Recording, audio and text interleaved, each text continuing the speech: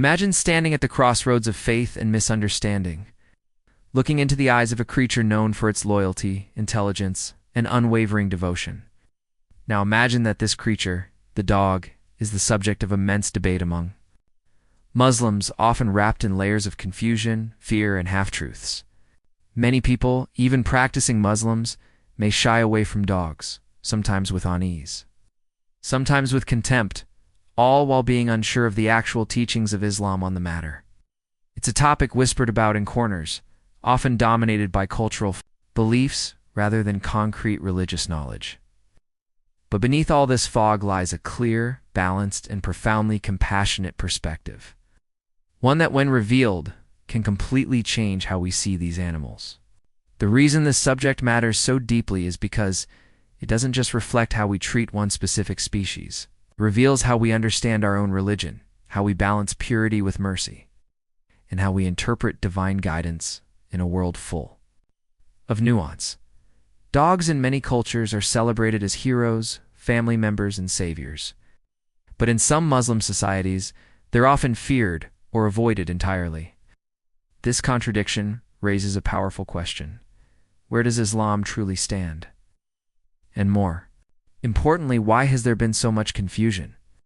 The truth is, our faith is not silent on this topic. It speaks clearly and beautifully through the verses of the Qur'an and the narrations of the Prophet Muhammad, peace be upon him. These sources don't offer a simplistic yes or no, but rather a multi-layered response that invites thought, compassion, and spiritual discipline. Perhaps that's the point.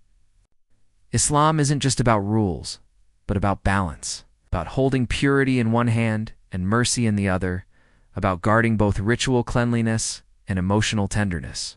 It's in a world that is constantly swinging between extremes. This is huge. Understanding how dogs are viewed in Islam allows us to access something far greater.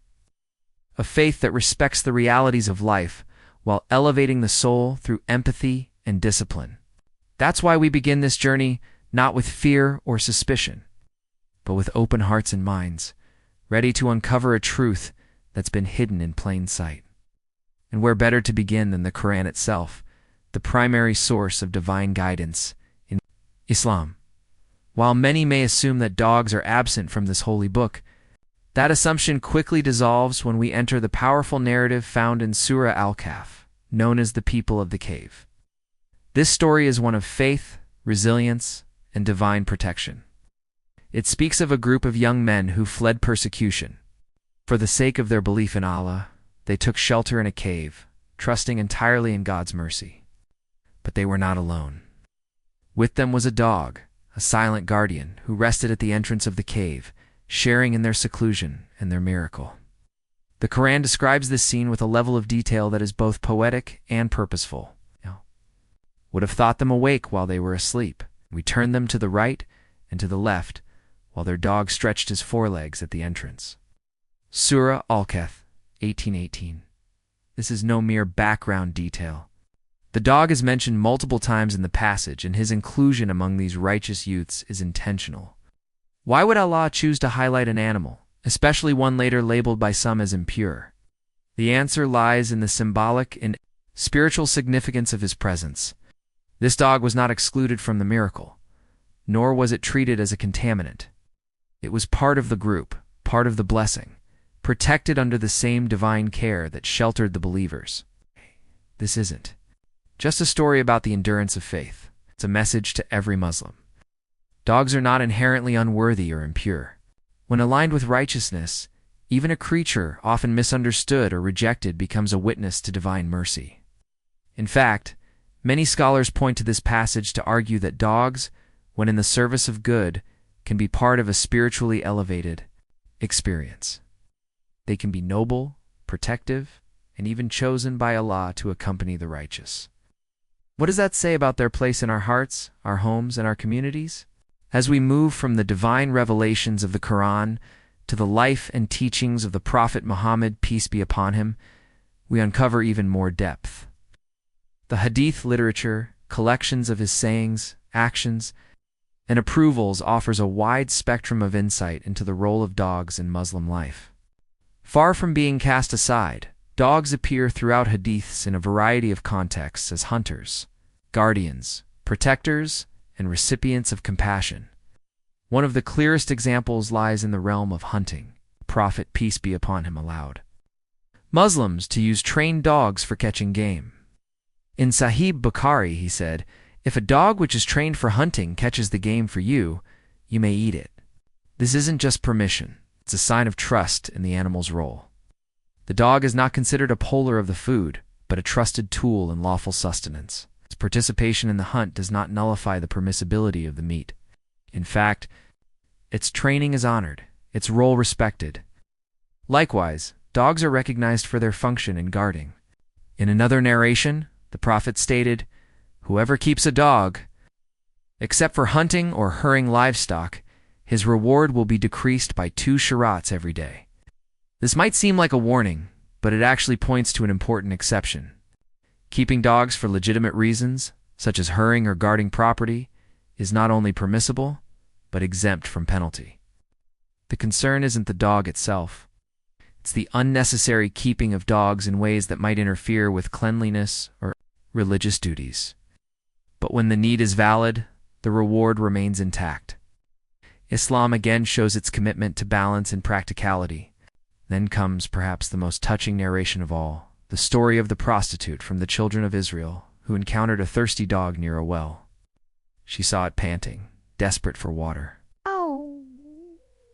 With no one else around, she took off her shoe, filled it with water, and quenched the dog's thirst. Because of this small act of compassion, Allah forgave her sins. Think about that.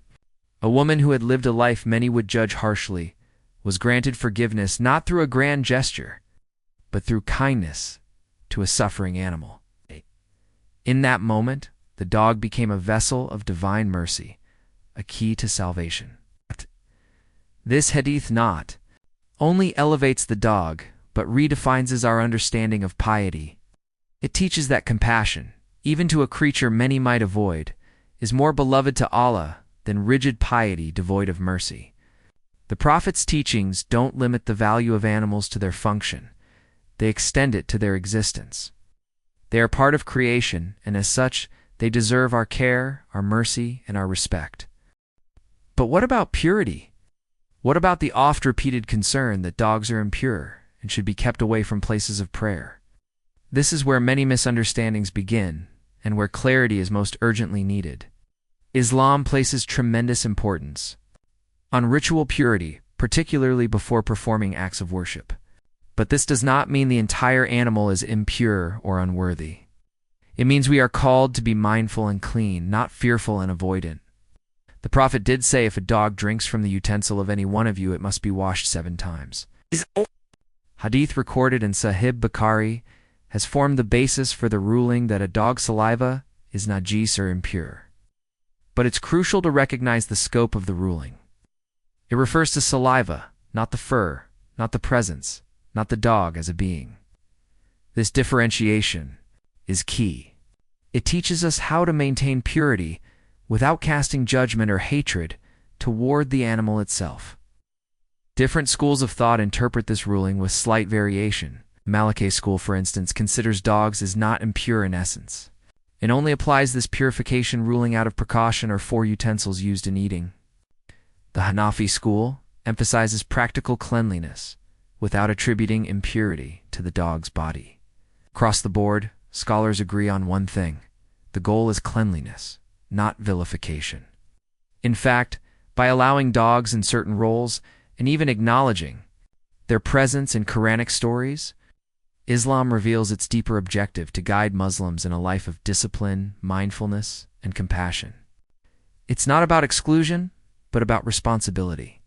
You can benefit from a dog's service, share space with it, and even care for it deeply as long as you maintain cleanliness for acts of worship.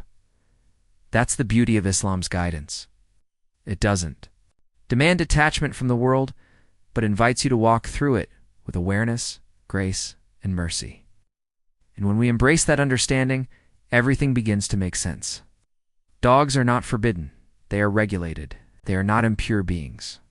They are part of a divine system that calls us to balance our love for creation with our devotion to the Creator. When viewed through this lens, every hadith, every verse, every ruling becomes a stepping stone toward a richer, more compassionate faith. When you strip away all the scholarly debates and surface-level rulings, what remains at the core of Islam is a heartbeat, a pulse of compassion that flows through every verse, every command, every prophetic example. And nowhere is that compassion more powerfully felt than in the treatment of animals. Islam doesn't just allow kindness toward animals, it commands it. It elevates it to a moral imperative, something that reflects the very condition of a person's soul. And dogs, often caught in the tangle of cultural taboos and legalistic interpretations, are no exception to this rule of mercy. Imagine this: a woman reviled by society, known for her sins, walking along a barren road. She spots a dog, its tongue out, body weak, circling a well in desperate search of water. She has no container, no tool. But what she does have is empathy. Removes her shoe, ties it to her scarf, and lowers it into the well. The dog drinks. The woman walks away. And the heavens open up, not with wrath, but with mercy. Allah forgives all her sins. Not for a lifetime of prayer, not for fasting, but for this one quiet act of mercy to an animal most would ignore. What does that say? About the place of dogs in our ethical universe. What does that say about the character Allah wants from His servants?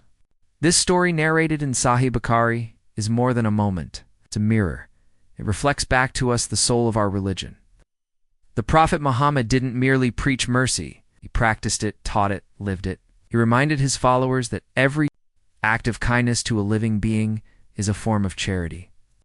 Feeding a hungry animal, quenching the thirst of a dog, even removing harm from its path. All of these are spiritually rewarded.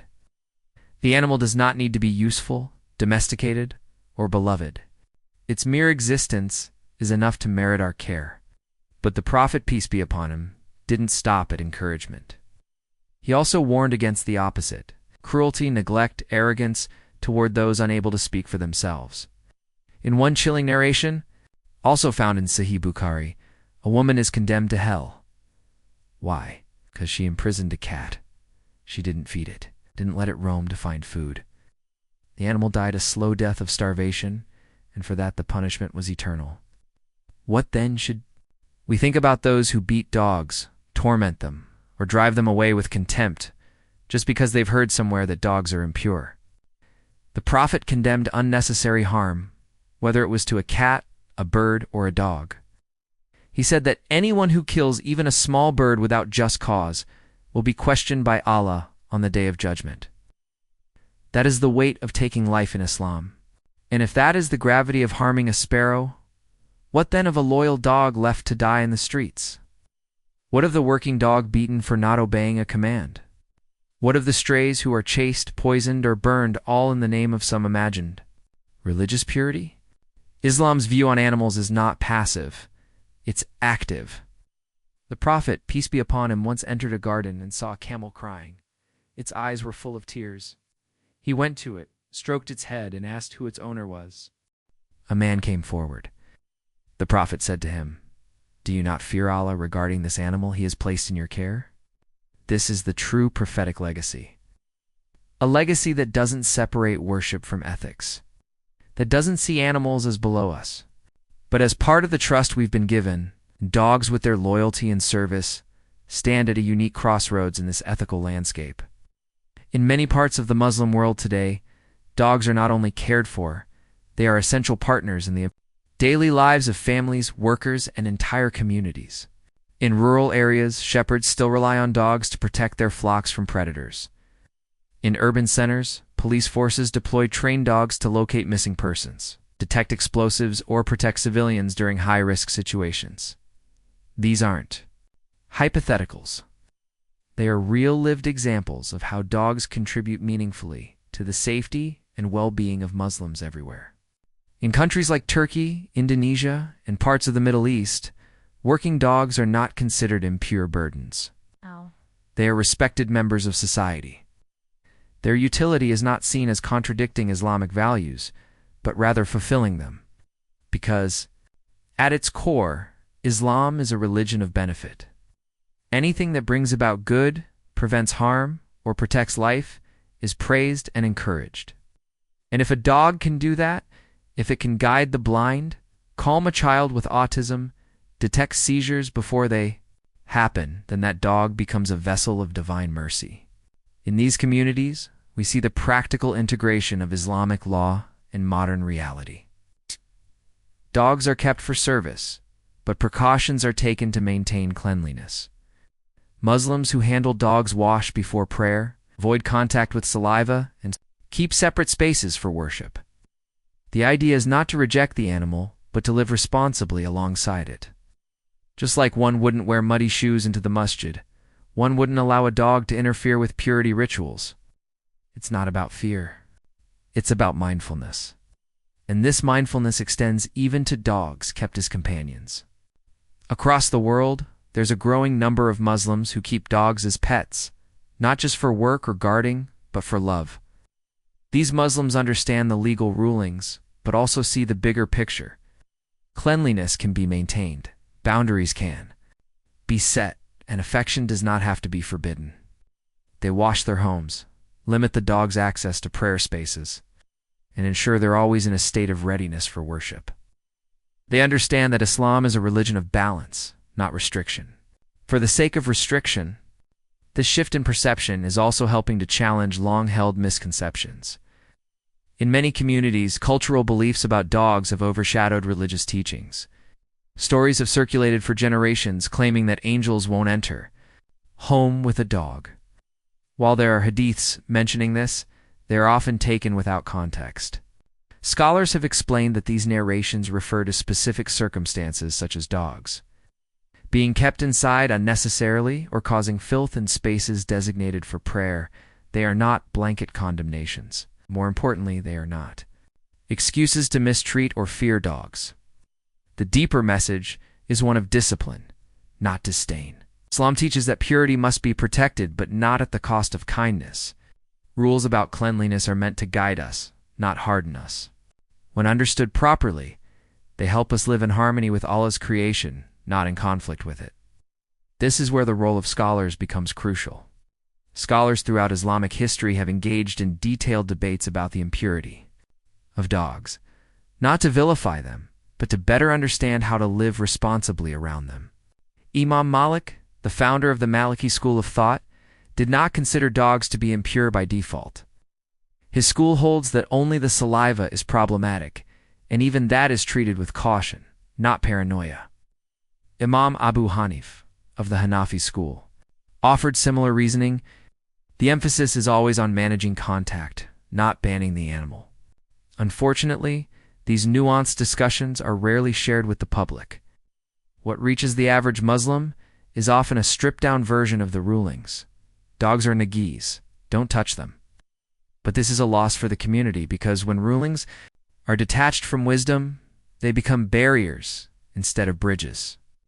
They foster fear instead of understanding, and they push people away from the very faith that was meant to uplift them. It is in this environment that misconceptions thrive. Many Muslims today genuinely believe that owning a dog is haram, that keeping one as a pet, even in a clean and controlled environment, is a sin. They may avoid dogs entirely, even when they're in need. They may deny their children the chance to experience the love and loyalty of a canine companion, all because of misinformed fear. But the truth is more compassionate, more flexible, and more beautiful than that. Islam never told us to hate dogs. It told us to be clean, to be careful, and to be kind. And when those three values are understood together, they create a path where dogs are not forbidden, but understood, not feared, but respected, not shunned, but embraced. As long as we walk that path with awareness and sincerity, this is the balanced view Islam offers, a view that respects the rituals of worship and the realities of life, a view that calls us to protect our prayer mats and our animals, our ablution and our empathy, a view that doesn't require us to choose between purity and compassion, but teaches us how to uphold both side by side. Islam does not ask us to choose between piety and kindness. It calls us to embody both, to care for all of Allah's creation with dignity and wisdom. And when we truly understand that, our hearts open, our fears soften, our faith deepens. Journey brought you clarity, comfort, or a new perspective. I invite you to share this message with others. Let's replace confusion with understanding. Let's build a faith community that honors both purity and compassion. Because in doing so, we honor the very spirit of Islam. Thank you for watching. Don't forget to like, comment, and subscribe for more content rooted in knowledge, heart, and faith. Until next time, may peace and mercy be upon you all.